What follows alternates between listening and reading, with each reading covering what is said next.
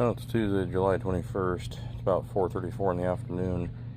So, I think I've talked about this pump station before. So, this thing's been leaking. So, it uses this kind of like a split gasket. So, it's got, I think it's water activated, right? Water pressure. Let's see. Water comes in the middle, goes through. So, yeah, water pressure, you can expand this out. What happened is, and I've seen this before, is that these little areas here, the water got into the paint and it bubbled. And I think that's where we weren't sealing up at, because, you know, imagine this sets a little spot around all these bolts.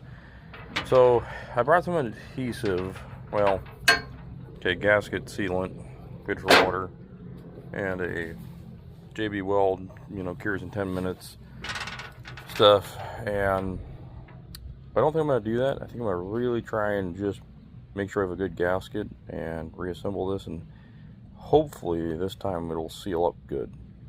But I'm not really holding my breath, to be honest. Well, as you can see, scraping the paint off around there and putting this back together didn't work very well.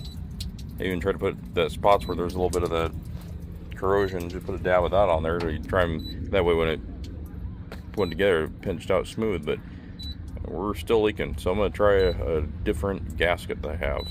When you plumb a filter flush, upsize it a couple sizes. Don't go down half size. Seriously, it's like a fire hose of water coming out there. Now you're shoving the 3/4 pipe. Okay, new gasket worked well. A little bit of water I've got on this thing is because the piston assembly has 2 O-rings is weeping a little bit, so we're just going to wipe this thing out, and hopefully there's the top of it.